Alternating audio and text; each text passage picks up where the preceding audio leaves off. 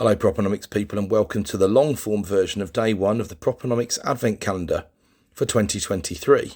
So in this explainer video I'm going to talk about bond yields, which I know is something that I talk about all the time, and I'm usually, when I'm referring to them, talking about the 5-year gilt. So what is a gilt?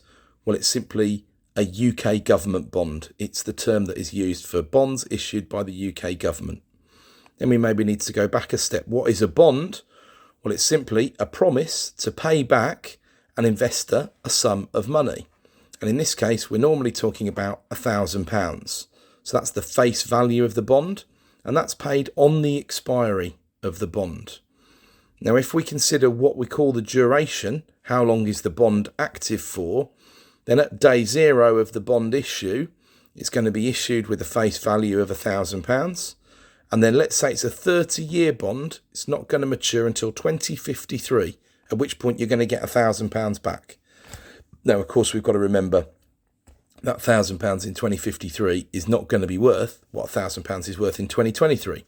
So we're going to want some compensation for that. And that compensation is in the form of the coupon, which forms the yield calculation.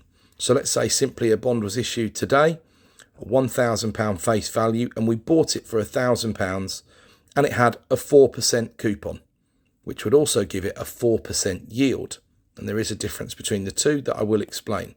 But that would mean we would get £40 in interest payments every year until that bond expires. And again, those £40 payments are going to be worth less and less as time goes on, of course. So we need to remember that as well. Those payments would come in the form of two payments, one every 6 months. Quite often it's 31st of January and 31st of July, but of course other dates are available depending on when the bonds are issued by the DMO, which is the Debt Management Office that issues all of the UK government's debt in accordance with the Treasury. So why are these bonds so important? Well, for property investors, they are basically how the mortgage rate is set. So the bonds are a good guide. If you, as a very rough guide, add on about 2.25% to the typical 5-year bond yield, then you're going to see the rate that you're probably going to pay to a buy-to-let lender within a limited company. And I tend to limit the scope of what I'm talking about to buy-to-let within limited companies, because thanks to the tax changes from 2015, they're really the only sensible way to try and build and grow a portfolio going forwards, if that's your objective. So we've got the bond, we add on 2.25%. So if we use my 4% example, which is not too far away from where the 5-year bond yield is trading at as I'm recording this video, we would add on 2.25%, we'd be at 6.25%.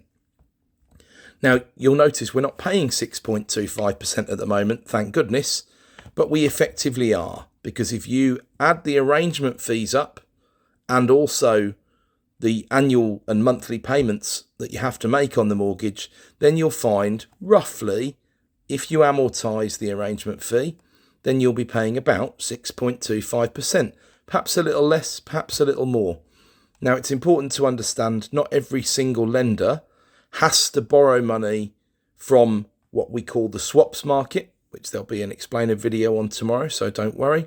Not every lender has to do that, because some of them are depositing banks. So they have savers who put money into the bank and they use that to lend out to borrowers. It's a typical model that a building society would have used over the years, and in fact still does use. So the 5-year is the number that I look at, because I strongly believe in using a 5-year debt cycle. 2 years are available, so are 3s, and it can depend on what your plans are, particularly if you're looking to potentially sell a property before that 5-year time frame is up, because at the moment early repayment charges can be quite punishing. But that's why I'm nearly obsessed with the 5-year bond yield, and you hear me talk about it a lot of the time, generally update on it every week in the supplement.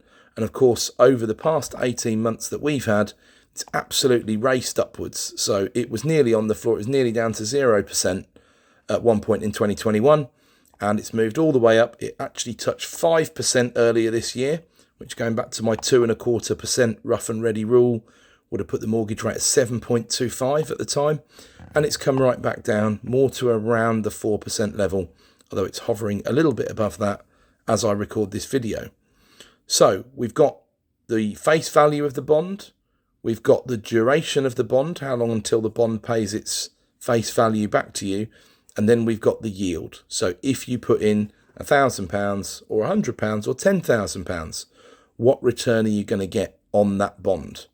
And interestingly, just as a little aside, as a bit of bonus content, if you have free cash around that's not within a limited company, it's in your personal name, and you're looking at potential savings and there's quite a lot of cash, you can consider putting it into UK gilts at the moment, because there's been some very good returns, particularly on the shorter dated gilts, so the ones that are expiring in the near future.